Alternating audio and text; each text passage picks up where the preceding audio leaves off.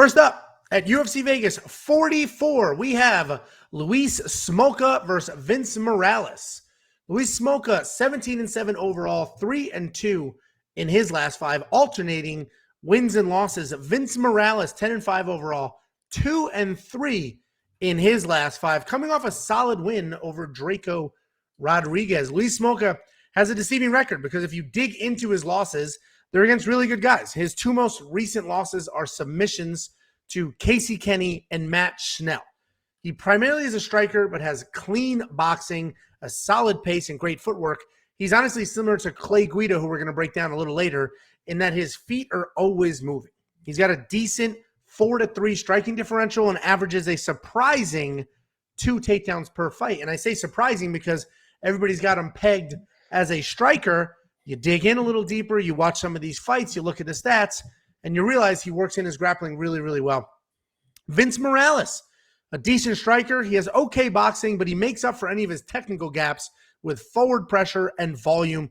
Like Luis, he is always moving, always working something. But unlike Luis, he has legit power in his hands. He does tend to go to it a little too often. This is a really fun fight to start the card, to come back after a week off. Luis Smolka has volume, pressure, and takedowns, but not a ton of power. Vince has legit power and an actual wrestling background. Of the two of them, Vince is the actual wrestler. He wrestled in high school. He had some success there. Luis did not, but Luis uses his takedowns in his fight. I mentioned he averages 2 takedowns per fight. Vince Morales averages 0.2 takedowns per fight. So I'm going to go with Luis Smolka here. I see him avoiding the big shots, working in wrestling, outpacing to a win. Vince is going to try to lean on the power a little too much. I think he'll start to be a step behind on the strikes because of that.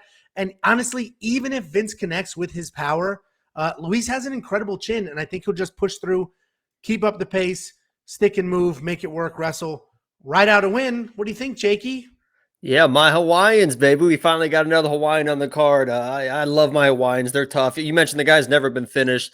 I do want to note, Jill in the live chat asked if Smolka has a drinking problem. One of the reasons that she probably asked that was because Smolka was honest with himself and actually stopped drinking in 2018 because he realized it was affecting his training. And if you look at his record since 2018, he's doing really, really well. And he's moved up to the position from flyweight to bantamweight. I will say there is something interesting with this fight. I was listening to his Luis Smolka interview. So Luis Smolka trains most of the time in a Southern California gym, and one of his good training partners is Ricky Simone, right? Turns out Ricky Simone, his cousin, is Vince Morales. So he mentioned Luis Smolka said that this is kind of an uncomfortable position. He's hoping everyone will be professionals about it. He understands that Ricky, can't really divulge information. He's hoping Ricky doesn't divulge any information to Vince. So it's kind of a weird situation, but I agree. I think I like Smolka in this matchup. I think the most important thing for him in this fight is in the grappling exchanges, in the wrestling, he has to end up on top because sometimes he will pull guard. He will get in those situations where he's going to use jiu-jitsu from the bottom. But you mentioned Vince as a wrestler will control those positions. He cannot do that. Luis Smolka was a 5-1 favorite against Brandon Moreno. It was Brandon Moreno's UFC debut, and he actually lost that fight as a 5-1 favorite to Brandon Moreno. That's another interesting fact for you. I'm going Luis Smolka in this matchup. I think he needs to use his wrestling, but he has to end up on top. Vince Morales, a wrestler, but only a blue belt in jiu-jitsu. I think that's Luis's easiest path to victory is to grapple, make sure you're in top position, and just work your jiu-jitsu from there. So I like Luis Smolka in this matchup, but not by a ton. Yeah, I'm actually pretty confident in Luis. Like I said, I think his volume and the fact that he does work in wrestling, even though I mentioned Vince is the actual wrestler, Luis works in really well. It's the first bet, and honestly, so I'm riding that wild bet streak. Haven't lost a single dollar in a very, very long time, almost a full year, 7 months or whatever it is. I put a unit on Luis Smolka money line, and it might be the week off. I actually have a little more bets than I normally do this week, but I just like, Vince obviously has a path to victory, but Luis has the chin. He's got volume. He works in the wrestling. So even if Vince has that heavy power, Luis Smolka's chin holds up, man. So, I like him to win. I think he gets it done. What do you think of DraftKings? I think $8,500 is a fair price. I think it's a high-paced fight. I don't necessarily think there's a stoppage, but $8,500, that's basically smack in the middle. What do you think about either one of these guys' prices?